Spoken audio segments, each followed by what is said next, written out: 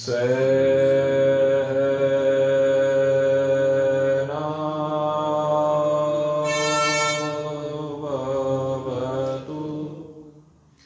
सहनौ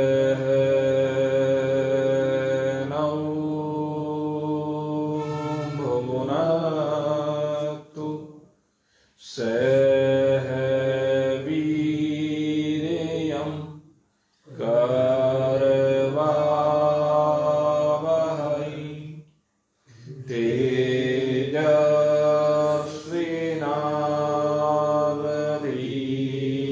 तेजस्विनावधीतमस्तु मा विद्विषावहै।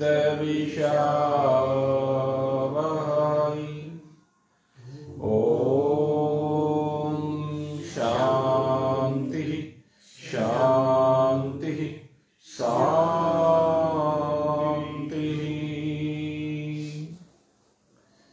वसुदेवसुतं देवं कंसचाणूरमर्दनं देवकी परमानन्दं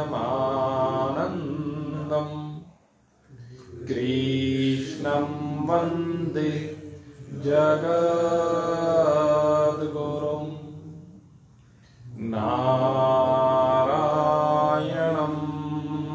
नमस्कृत्य नरं चैव नरोत्तमं देवीं सरस्वतीं व्यासं ततो जयम् उदीरयेत्। अखण्डमण्डलाकारं व्याप्तं येन चराचरं तत्पदं दर्शितं येन तस्मै श्रीगुरुवे नमः। विशुद्धानन्दनामाय ज्ञानोदपत्यादिहेतवे तात्रय विनाशाय सद्गुरुदेवाय नमो नमः। यं परव्रजन्तमनुप्रीतं प्रीतिकृत्यं द्वैपायनो विरहकातर आजुहावः। पुत्रेति तन्महतया तरवोऽभिनेदुस्तं सर्वभूतहृदः मुनिमानतोऽस्मि। नमो ब्रह्मणदेवाय गोब्राह्मणहिताय च जगद्हिताय कृष्णाय गोविन्दाय नमो नमः। ॐ शङ्करं शङ्कराचार्यं केशवं बादराय नमः। सूत्रभाष्यकृतौ वन्दे भगवन्तौ पुनः पुनः। ईश्वरो गुरुरात्मेति मूर्तिभेदविभागिनी व्योमवद्व्याप्तदेहाय दक्षिणामूर्तये नमः। ॐ पूर्णमदः पूर्णमिदं पूर्णात् पूर्णमुदच्यते पूर्णस्य पूर्णमादाय पूर्णमेवावशिष्यते। ॐ शान्तिः शान्तिः शान्तिः।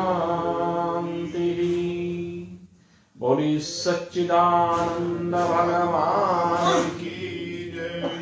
मोर मुकुट बंसी वाले की जय। श्यावर रामचंद्र भगवान की जय। उमापति महादेव की जय। पवन सुत हनुमान की जय। बोलो भाई सब संतन की जय। बोलो भाई सब भगतन की जय। जय जय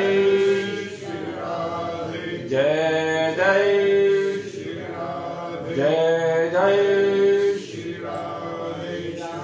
बोल सचिया जोता वाली माता तेरी सदा ही जय।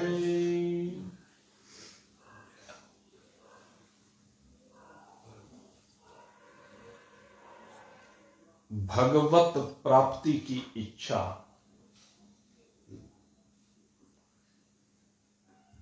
मन में स्फुरित करके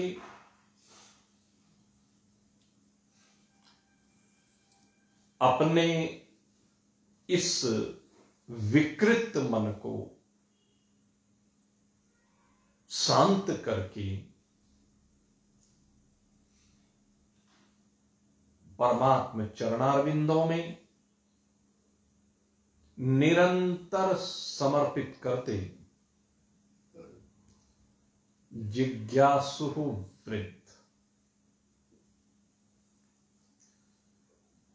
बड़ा दिव्य प्रसंग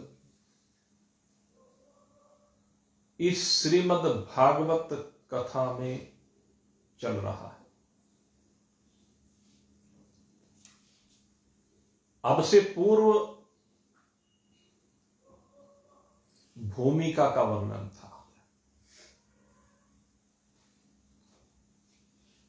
क्योंकि जब तक भूमिका नहीं बनाई जाती है तब तक विषय वस्तु स्पष्ट नहीं हो पाती है। और अब भागवत के कथन का क्या कारण बना है, उस विषय में हम प्रवेश कर चुके हैं। भागवत के उत्तम श्रोता परीक्षित जी हैं। अब चिंतन करें, भागवत एक दिव्य सरोवर है और उस सरोवर पर अनेक स्थानों पर भागवत हो रही है। लेकिन अगर भागवत की चर्चा करें तो जो भागवत सुख तीर्थ में परीक्षित जी के लिए होने जा रही है वो श्रेष्ठतम है। वैसे तो हम देखें तो स्वयं भगवान व्यास जी ने इस भागवत को सुखदेव जी को पढ़ाया है, लेकिन उससे बात नहीं बनी।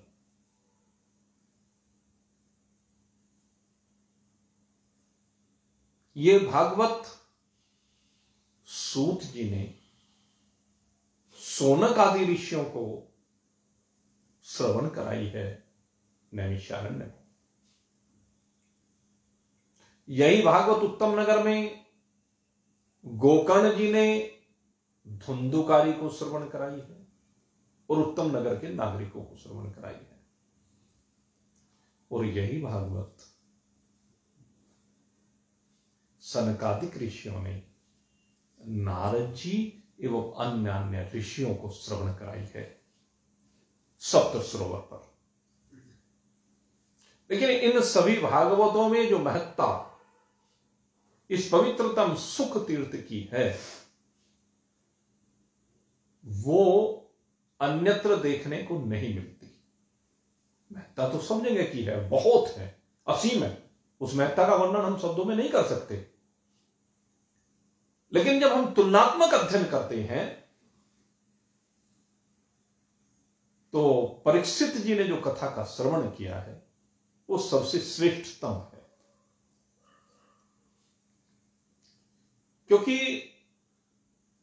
अगर हम देखें नारद जी ने जो कथा का श्रवण किया वो ज्ञान और वैराग्य को जागृत करने के लिए हुआ। उनका प्रयोजन कहां तक है? भक्ति देवी के जो 2 पुत्र ज्ञान और वैराग्य हैं वो अचेत पड़े हैं, बेसुध से पड़े हैं। उनका प्रयोजन उनको जगाने का है, या कह लीजिए हमारे जीवन में ज्ञान और वैराग्य की धारा का प्रवाह करने के लिए।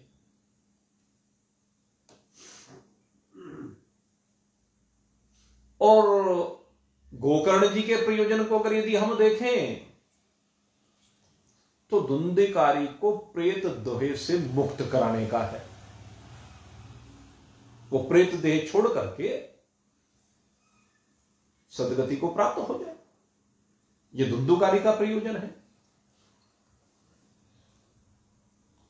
और सूत जी और सोनक जी का एकत्रित होकर के श्रीमद् भागवत कथा को कहना सुनना, इसके प्रयोजन को अगर यदि हम देखें तो सोनक आदि ऋषि कर्मकांडिक ऋषि हैं और वो कर्मकांड के लिए ही वस्तुतः पहले नैमिषारण्य की भूमि पर उपस्थित हुए, ये कह लीजिए यज्ञ करने के लिए आए हैं वो। लेकिन यज्ञ के बाद जो समय बच जाए उसमें भगवत चर्चा करने के लिए वहां पर बैठे। तो आप इन सबके प्रयोजनों को देखिए,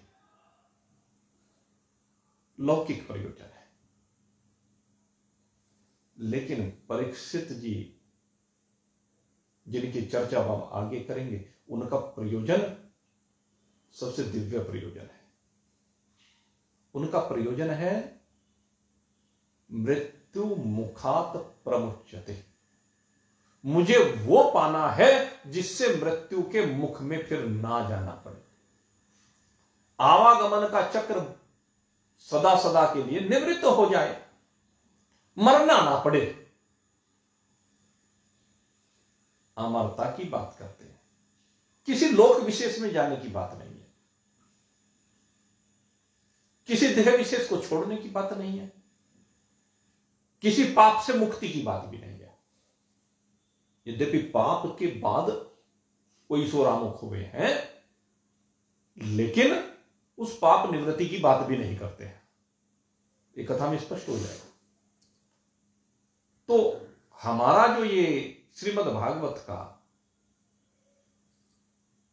पात्र है, श्रोता है, ये दिव्य है, श्रेष्ठ है। अधिकारी हो तो परीक्षित के जैसा हो। मैंने आपसे एक दिन चर्चा की थी, अधिकारी उसे कहते हैं जो साधन चतुष्ट से संयुक्त होता है,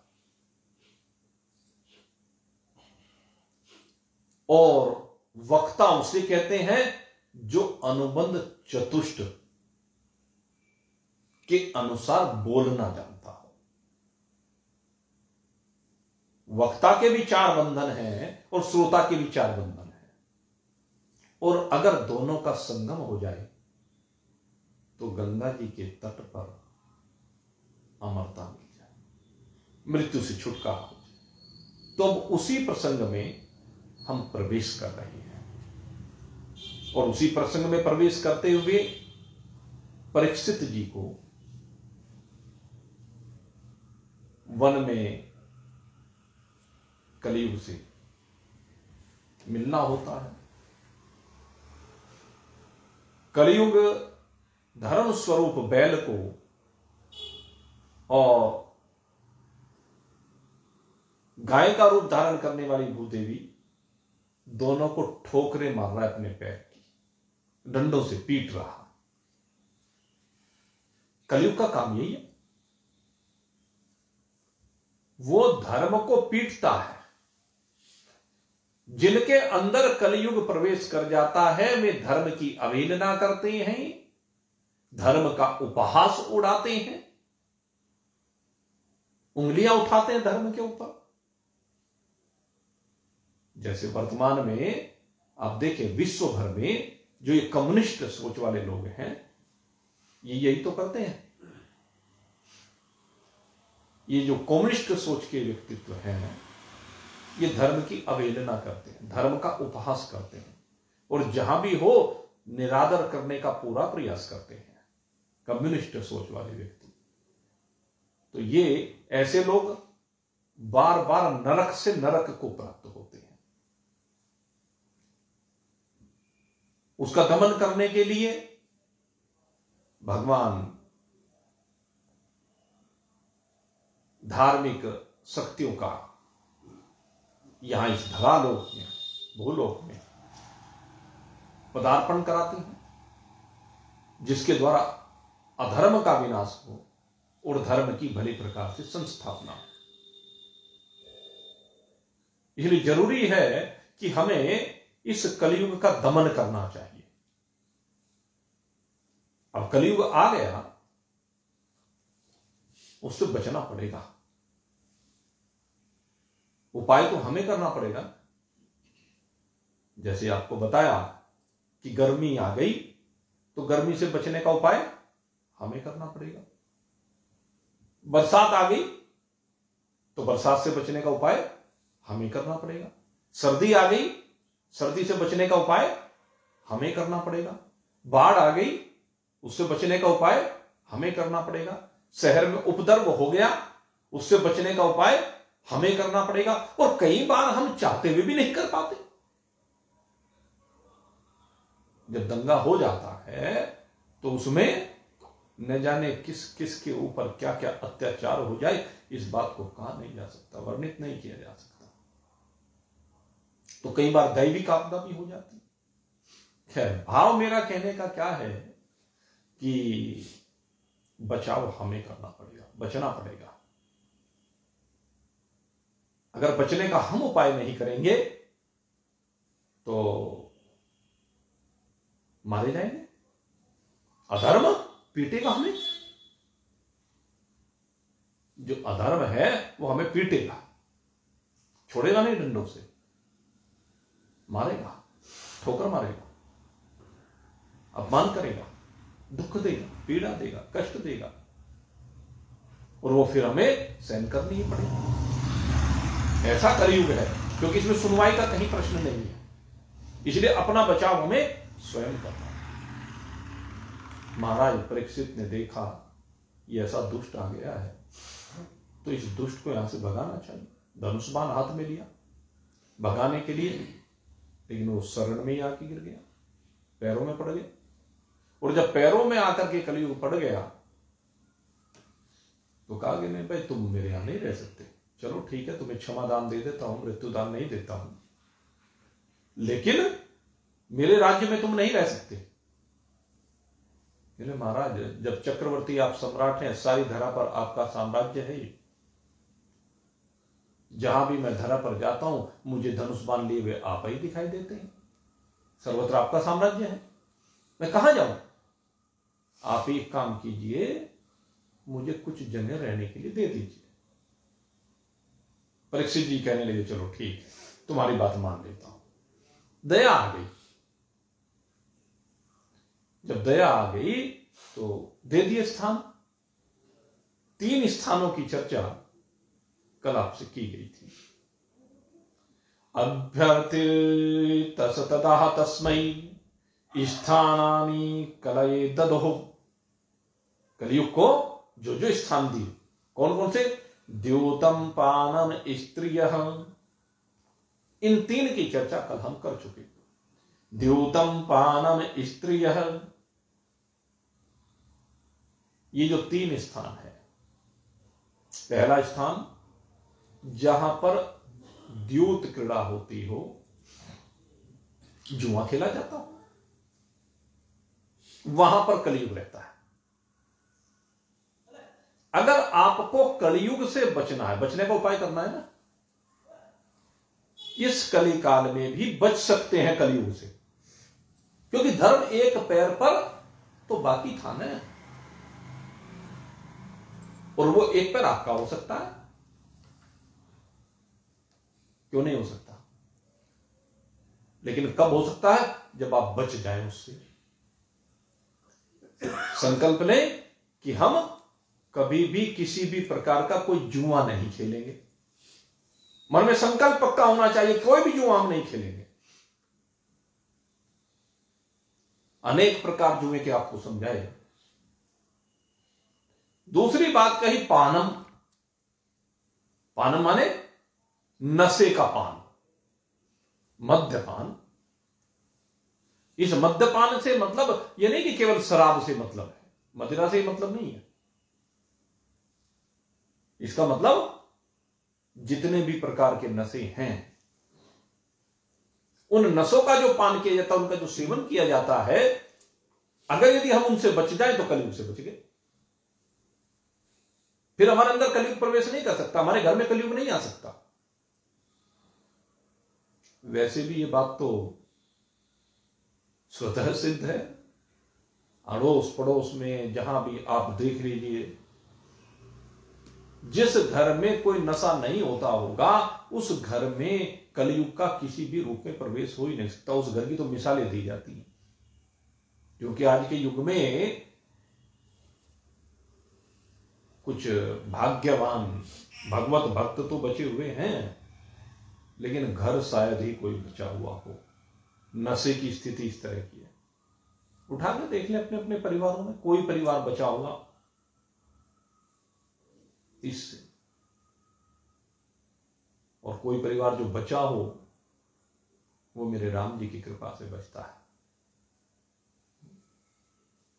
सबके मन मन सिज हरे, धरहि न काहू धीर। सबके मन मन सिज हरे, धरऊ न काहू धीर। ते उबरे ते ही काल महू, ते उबरे ते ही काल महू। जिन राखें रघुबीर हो रामा, जिन राखें रघुबीर। कहते हैं वो बचे रह जाते हैं जिनको मेरे रघुबीर बचा लेते हैं, मेरे राम जी बचा लेते हैं, जो राम चरण का अवलंबन ग्रहण कर लेते हैं। गोस्वामी जी महाराज कहते हैं कि जिन्होंने राम जी के चरणों का अवलंबन ले लिया है, राम जी का आश्रय ले लिया है, राम जी का सहारा ले लिया है, एक भरोसा एक बल एक आस विश्वास, एक राम घन श्याम हित चातक तुलसीदास। जैसे गोस्वामी जी ने ले लिया सहारा तो उतर गए पार, बच गए कलयुग से। वो कलयुग के ही प्राणी है, कलयुग में ही उनका अवतरण हुआ है, बच जाते। और तीसरे कहा स्त्री है, कहने जो दुराचारणी स्त्रियां हैं, जो उनसे बच जाए तो कलयुग से बचे रह सकते। जो दुराचार से बच जाए। स्वामी रामसुख दास जी की एक कुछ लाइनें अभी पढ़ने को मिली 3-4 दिन पहले, और उन्होंने बहुत अच्छा लिखा कि संसार में आकर के 2 चीजों से बचना बड़ा भारी काम है। क्या है? कांचन और कामिनी। वैसे तो ज्ञान वैराग्य प्रकाश में 3 चीजों को लेकर कहा गया है, कांचन कामिनी और कीर्ति, 3 कह हैं। लेकिन यहां पर स्वामी रामसुख दास जी ने इन 2 के ऊपर विशेष प्रकाश डाला और फिर कहा कि इन दोनों के संदर्भ में कोई बिरला ईमानदार हो सकता है। और कहते हैं धन के बारे में तो चलो बहुत ईमानदार हो जाते हैं, कांचन के बारे में जो सत्य का बोलना, सत्य का तोलना, तुलाधार वैश्य की तरह से, जो तुलाधार वैश्य हुआ वो सच का बोलना और सच के तोलने से ही उसकी नैया पार होगी। उसकी बड़ी दिव्य कथा आती है, फिर कभी सुनाऊंगा, तो मैं दूसरे विषय के ऊपर चर्चा कर रहा हूं। तो कहले धन के विषय में तो कुछ बिरले ऐसे हो जाते हैं जो ईमानदार हो जाते हैं, लेकिन ये स्त्री के विषय में कोई बिरला होता है जो ईमानदार होता है, नहीं तो अधिकांश बेईमान होते हैं। और उनकी बात को पढ़ा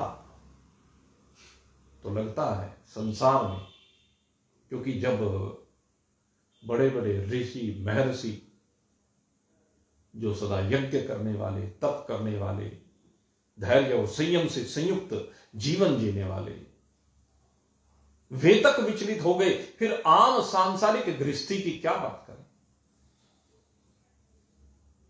बड़ा भारी काम है। इसलिए कहा कि जो बच जाए निश्चित समझ लीजिए।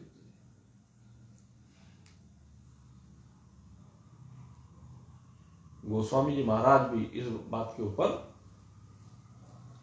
कहते हैं, पर धन मिट्टी जानियो, पर तिरिया मात समान। पर धन मिट्टी जानियो, पर तिरिया मात समान। इतने में हरि नाम मिले, इतने में हरि नाम मिले, तुलसीदास जमाल। सीधे कह दिया। यही बात कही गोस्वामी जी ने, और यही स्वामी रामसुंदर जी कह रहे हैं। जिसने परधन को मिट्टी जान लिया वह ईमानदार है। जो भगवान ने दिया उसमें संतुष्ट रहता है। धन के बगैर किसी का काम चलने वाला नहीं है। धन का मतलब रुपया पैसा ही नहीं है। धन से मतलब आपका अन्न भी एक धन है, वस्त्र भी एक धन है, ये शरीर की आवश्यकता है, इसको सबको जरूरत है। तो धन से बच नहीं सकते, लेकिन धन आपका जो है वो दूसरे का धन, उसको मिट्टी के समान समझना चाहिए, जो आपके कार्य से आपको मिल रहा है, ईमानदारी से मिल रहा है। ईमानदारी आपका अपना दृष्टिकोण है, ये चीज और मैं आपको बता दूं। क्योंकि कई बार क्या होता है कि सबकी अपनी अपनी सोच होती है। दूसरे की दृष्टि में ये जरूरी नहीं कि आप ईमानदार हैं या नहीं है, क्योंकि आज के कलयुग में मैंने बताया ईमानदार व्यक्ति के ऊपर दोषारोपण करने वाले भी अनगिनत मिल जाएंगे। धर्म का जो कार्य कर रहे हैं ईमानदारी से, उनके ऊपर दोषारोपण करने वाले बहुत मिल जाएंगे। अब जी ये कर रहे, इससे बढ़िया ये करते, इतना पैसा खाम खाई में खराब कर दिया। कि शिव जी महाराज पे चढ़ाते हैं दूध, इतना दूध किसी गरीब को पिला दो। पिलाने में तुझे किसने मना किया है? तुझे किसने मना किया है? भगवान शिव के ऊपर जो दूध चढ़ाया जाता है, उसका अभिषेक किया जाता है, वो हमारा धार्मिक कृत्य है, वो भी जरूरी है। और गरीब अगर यदि मौका मिले उसको पिलाने का, तो उसको पिलाना भी जरूरी है। दोनों अच्छे काम है। लेकिन नेगेटिविटी क्यों लाते हो? कोई बहुत अच्छा कार्य कर रहा है समाज में, ईमानदारी से कर रहा है, लेकिन दूसरे को उसमें दोष दिखाई देते हैं। मंदिर की व्यवस्था को चला रहा है, उसके खर्चे दिखाई नहीं देते, मंदिर की आमदनी दिखाई देती है। मुझे हमारे पंडित जी की एक बात याद आ रही है। ये जो मंदिर बनवाया था पेट्रोल पंप वाली गली में, तो हमारे पंडित जी सुंदर जी, उन्होंने बड़े नियम पूर्वक भगवान को रोज भोग लगाना। प्रातःकाल जैसे ही आते तो प्रातःकाल भोग लगाएं, दोपहर में भोजन का समय हो तो उस समय भगवान को भोग लगाएं, शाम को भोजन का भोग लगाएं। अपने घर में जो भी बनाकर लाते वो टिफिन में लेके आते और भोग लगाते भगवान को। वो जिस समय लेकर के आते वो किसी को दिखाई नहीं देता, लेकिन जब वो टिफिन वापस लेकर के अपने घर पर जाते, अपने घर से लाया हुआ टिफिन वापस लेकर के जब जाते तो सबको दिखाई देते, देखो पंडित जी बड़ी मौज ले रहा। तो ये इसलिए मैं कह रहा हूं, लोगों का दृष्टिकोण कुछ भी हो, हमें उस बात से मतलब नहीं है, दृष्टिकोण हमारा क्या है। बात है हम अपनी दृष्टि में ईमानदार होने चाहिए, हम अपनी दृष्टि में बुरा ना करें।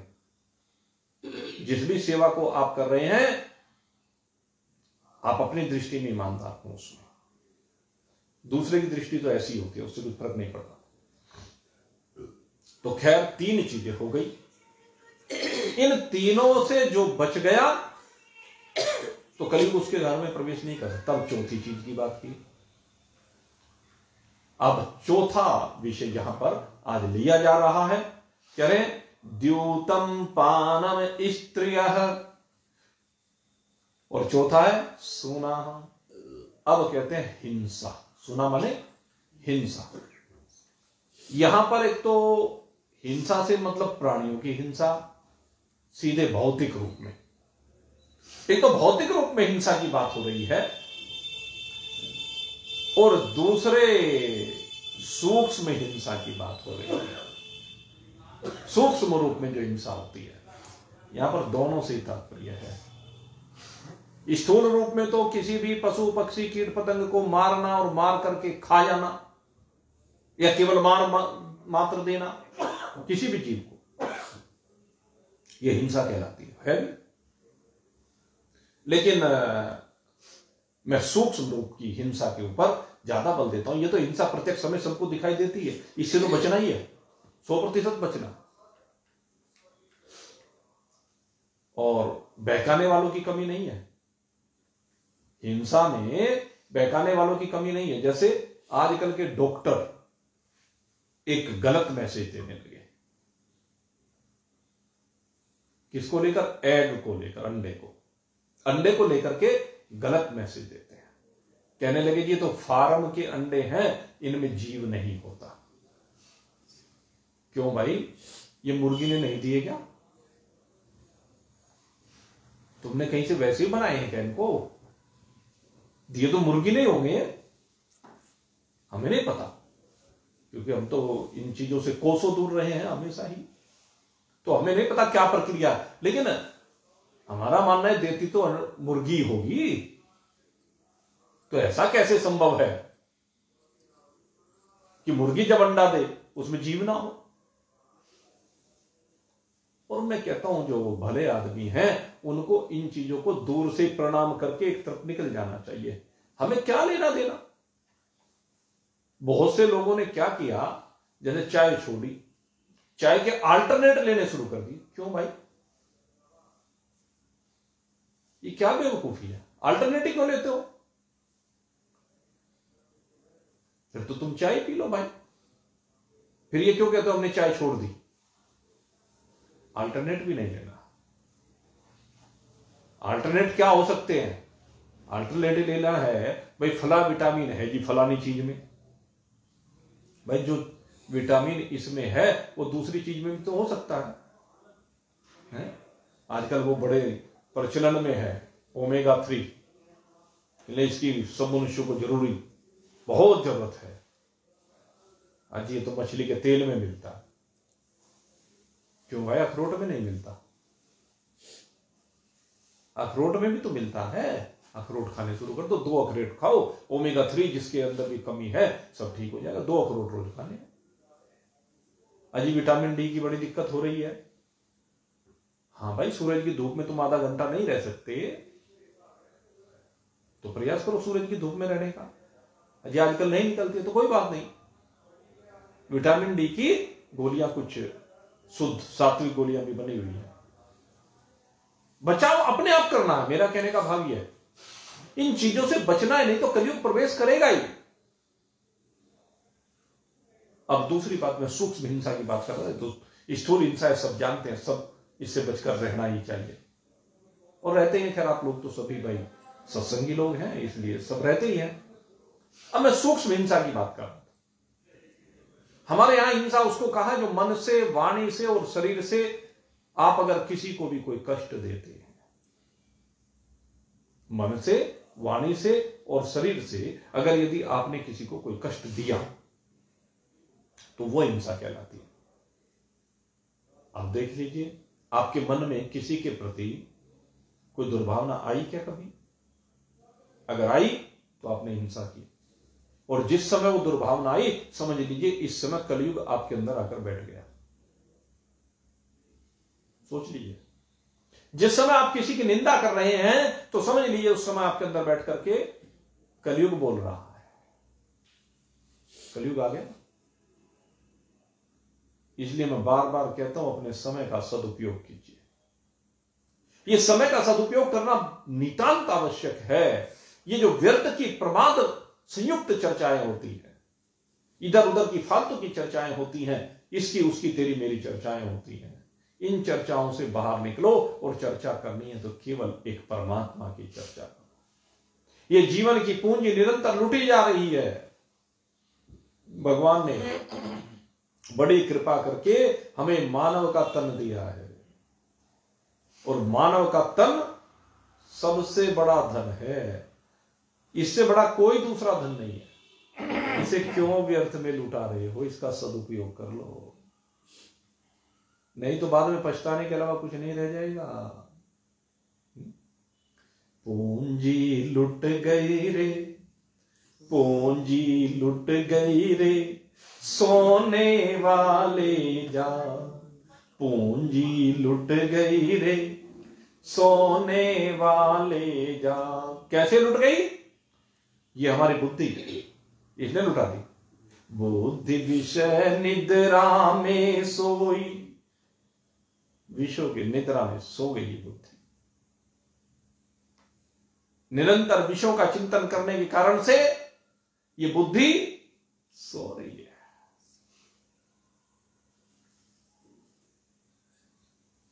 सबकी बुद्धि सो रही है। मोह निशा सब सोवनिहार, मोह रूपी रात्रि में सो रहे हैं।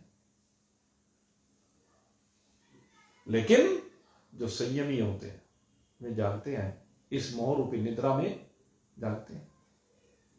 या निशा सर्वभूतानां ताम जागृति ही संयमी। जो सब भूतों की रात्रि है, मोह रूपी रात्रि, उसमें भी संयमी जागता है, अर्थात वो उन विषयों से अपने आप को बचा लेता है। मैंने आज का चर्चा का विषय बचाना है अपने को। ये जो विषय होते हैं इनके दर्शन करने में भी पाप है, इनकी चर्चा सुनने में भी पाप है, इनकी चर्चा सुनाने में भी पाप है। यही तो कलयुग है, इसी को कहते हैं कलयुग। तो विषयों की ना तो किसी से चर्चा सुने, ना करें, ना देखें विषयों को। बचना चाहते हो अगर विषय से, बलात् इनका त्याग करो,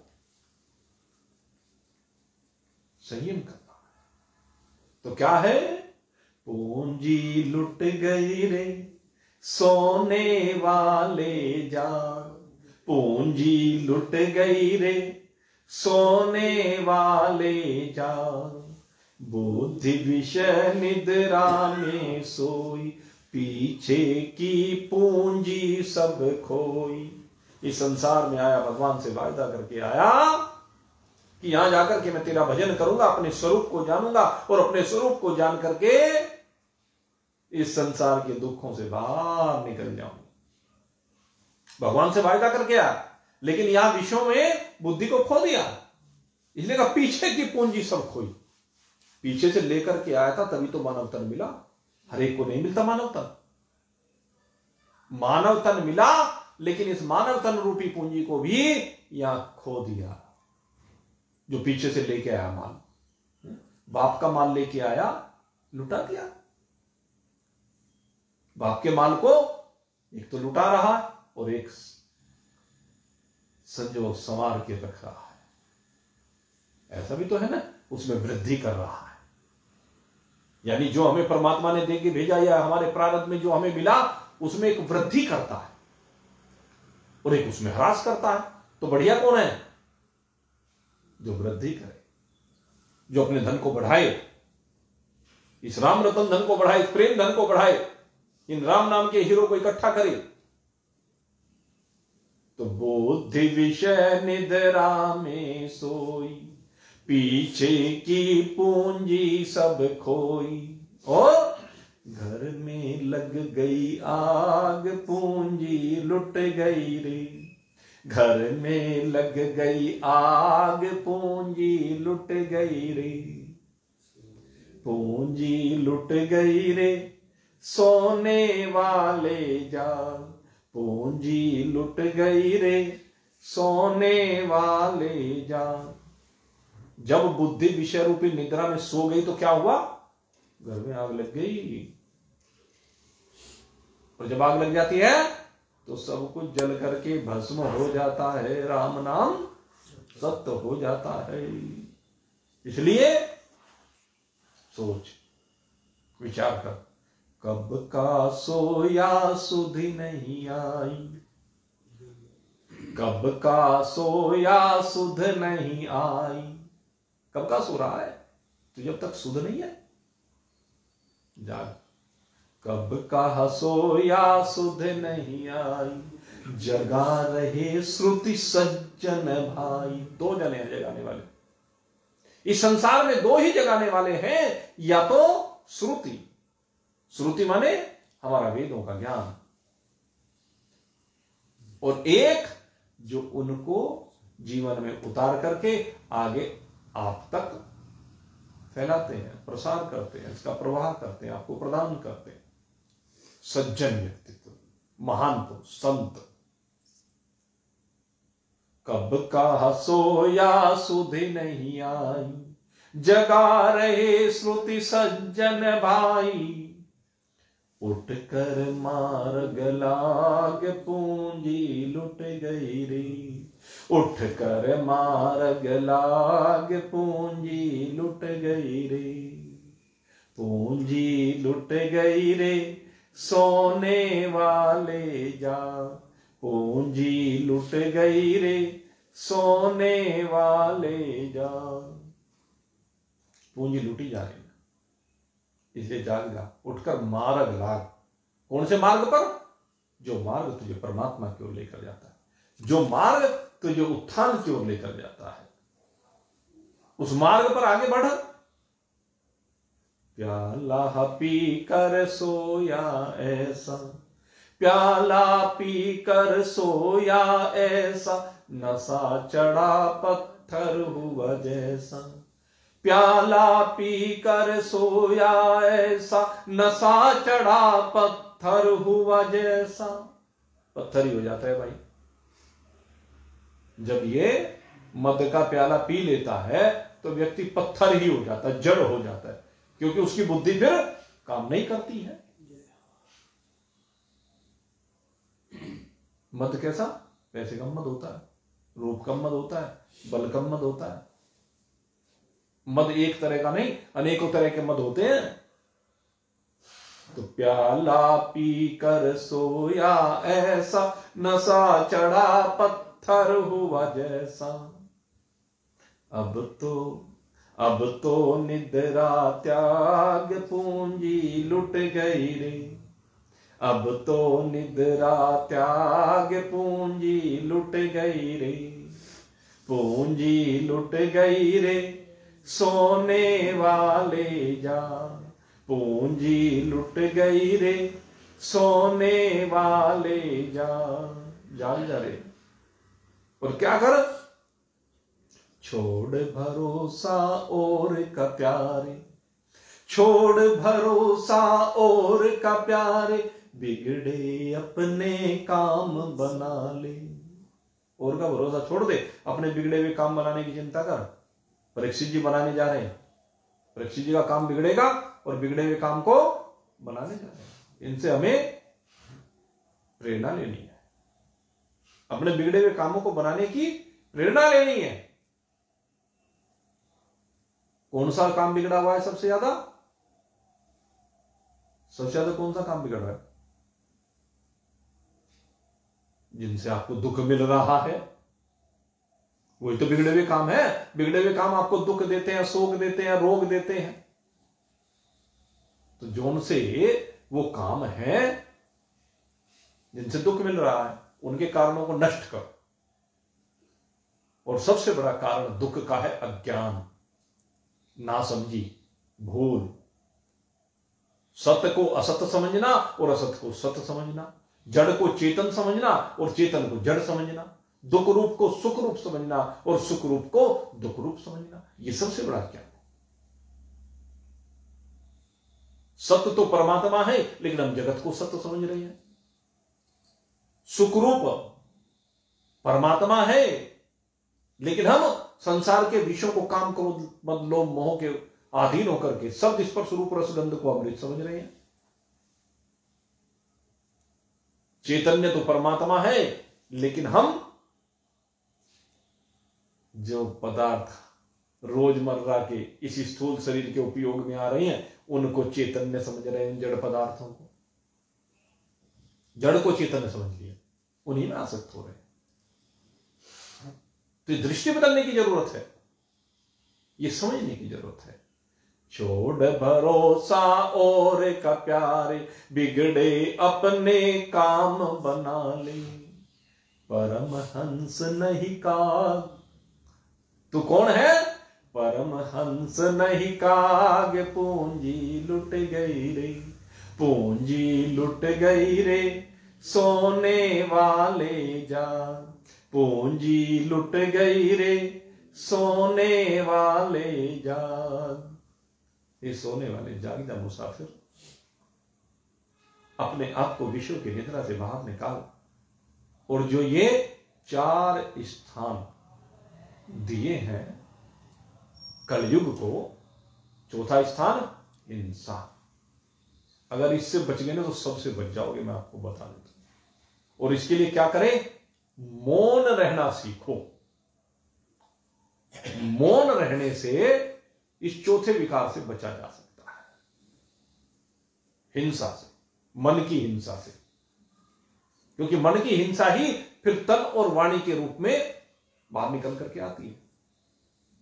मुख्य हिंसा मन की है, तो मौन हो जाओ। मौन है क्या?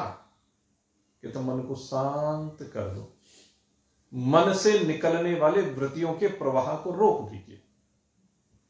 मन से जो विषाकार वृत्तियां निकल रही हैं, उन विषाकार वृत्तियों के प्रवाह पर एक डैम बना दीजिए, बांध बना दीजिए, जहां पर आकर के समस्त वृत्तियां शांत होती चली जाए।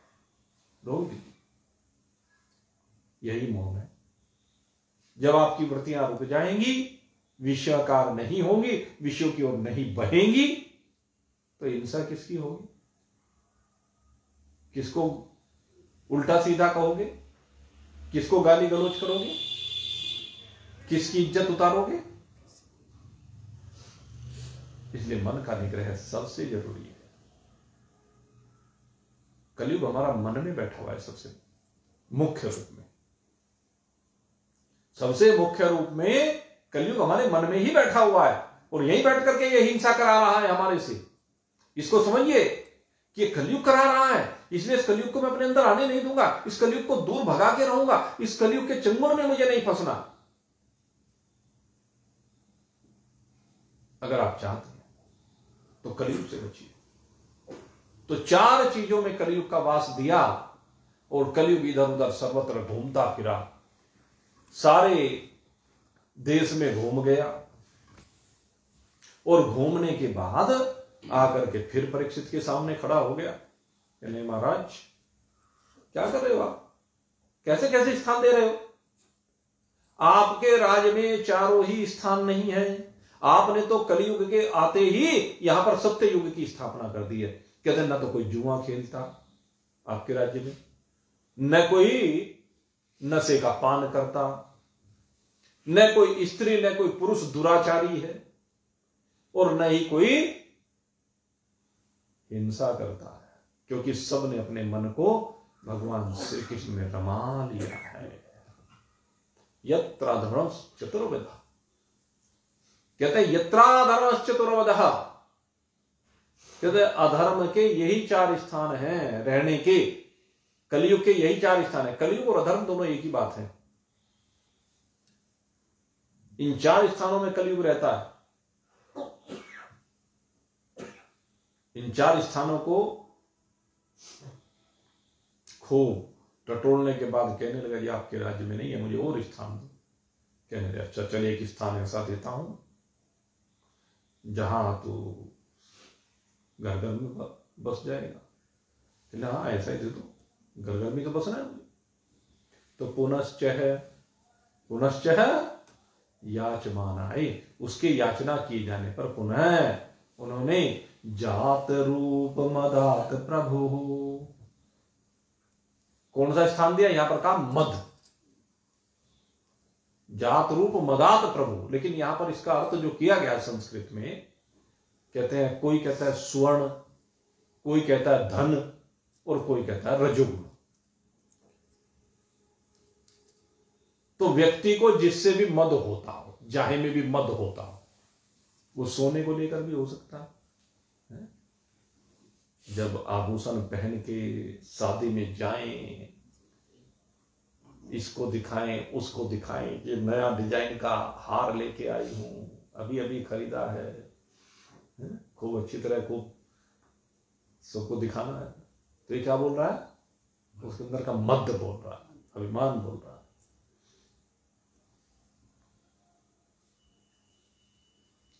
तो स्वर्ण में विशेष रूप से, और स्वर्ण ही नहीं, बहुत बातों को लेकर मैंने पीछे चर्चा कर ही दी है आपको, मद किस किस रूप में हो सकता है। तो इस प्रकार से 5 स्थान दे दिए कलयुग को। और ये 5 स्थान कौन कौन से होंगे? इन 5 स्थानों को आगे दूसरे रूप में व्यक्त किया गया। कहते हैं पहला स्थान है झूठ। कहते हैं जहां भी जुआ होगा वहां झूठ होगा, झूठ है। दूसरा स्थान दिया, क्या दिया था? नशा। तो कहने जहां नशा होगा वहां मद होगा। नशेड़ी व्यक्ति, क्या उसकी चाल होती है तो सब देखते हो। खैर, तीसरे कहा दुराचारी, वहां काम होगा। चौथा काम कहा हिंसा, तो वहां बैर होगी। बैर होगी तभी तो हिंसा होगी। अगर हमारा किसी के प्रति बैर नहीं है तो हम हिंसा क्यों करेंगे किसी? अगर किसी के प्रति प्रेम है तो आप उसकी हिंसा करोगे क्या? जौन सा बच्चा आपको प्रिय लगता है उसकी हिंसा करोगे क्या? उसकी बुराई करोगे क्या? अगर दूसरा करता होगा तो उसको भी मना करेंगे, नहीं हमारा बच्चा ऐसा नहीं है, हमारा बच्चा तो लाखों करोड़ों में एक है। करते हैं कि नहीं करते हैं? स्वाभाविक बात है। और 5वां जो स्थान का, वो कौन सा कहा? स्वर्ण, रजोगुण। तो 5वां वास रजोगुण में हुआ। और इस प्रकार से 5 जगह पर स्थान दिए। और फिर कहते हैं परीक्षित जी ने एक काम किया कि जो 3 पग धर्म के तोड़ दिए गए थे, टूट गए थे, 4 पग थे ना, 4 में से 1 पग बचा हुआ था। तो 3 पग जो टूट गए थे, तपस्या का, सोच का, दया का, कहते हैं तीनों पग पुनः जोड़ दिए। अर्थात परीक्षित ने अपने राज्य में कलयुग के समय में भी सत्य युग की स्थापना कर दी। परीक्षित ऐसे धर्मात्मा राजा हुए कि कलयुग में सत्य युग बना दिया। लोग तपस्वी हुए, लोग पवित्र विचारों वाले हुए, और दया का भाव सबके अंदर कूट कूट करके भरा हुआ था। और चौथा चरण सत्य तो उसके पास था ही, यानी सब सत्यवादी थे। एक सत्यवादी हरिश्चंद्र नहीं, सभी सत्यवादी थे परीक्षित के राज्य। जितने समय परीक्षित जी धरा पर रहे, 66 वर्ष उन्होंने राज्य किया। वो 60 वर्ष, 36 वर्ष की आयु में उनका राज्याभिषेक किया गया, और 96 वर्ष तक वो इस धरा पर रहे। तो 60 वर्ष का राज्य, ये 60 वर्ष का राज्य सत्ययुग का राज्य है, ये उन्होंने स्थापना की। ये परीक्षित की देन है। तो खैर, अब उन्होंने उस राज्य की स्थापना कर दी। अब सूत जी से सोनागादी ऋषि कहने के, महाराज इस कलयुग को छोड़ा ही क्यों उन्होंने, मारा क्यों नहीं? कहने लगे, भाई इस कलयुग में एक बड़ी विशेषता है। यहां भागवत में भी यह विशेषता कही गई है, और रामचरितमानस में शायद यहीं से लेकर के गोस्वामी जी महाराज ने कही है। लेकिन पता नहीं क्यों मेरे व्यक्तिगत मत में जो ये कहा है वो मुझे प्रैक्टिकल सा होता दिखाई नहीं देता, इसलिए मैं उसके बारे में बार बार जब भी मेरे सामने चर्चा आती है, वो मेरा व्यक्तिगत मत है। मैं शास्त्र के ऊपर उंगली नहीं उठा सकती। जब शास्त्र जो कहता है उसका भाव अपनी जगह बड़ा दिव्य होता है और वो सत्य होता है, कभी झूठ नहीं होता शास्त्र में। लेकिन वो शायद मेरी खोपड़ी में अभी तक वो भाव नहीं बैठ पाया। यहां पर भी उसी भाव को कहा, कहने लगे भाई इस कलयुग में और चाहे सब बात हो, सारी कमियां हो, पर एक बात है। उन्होंने क्यों छोड़ा इसको? कहते हैं कि इसमें सबसे बड़ा गुण यह है कि पुण्य कर्म तो संकल्प मात्र से फलीभूत हो जाता है। आपने अच्छा संकल्प किया तो कहते उसी से फलीभूत हो जाता। पुण्य कर्म, उसका संकल्प आपके मन में आया तो मन में अच्छा भाव आने से, मन में भाव आया कि मुझे भागवत करानी है, मन में भाव आया मुझे भंडारा करना है, मन में भाव आया मुझे गरीबों की सेवा करनी है, इत्यादि जो भी भाव मन में आया, तो कहते हैं भाव आने से भी आपका पुण्य कर्म बढ़ गया।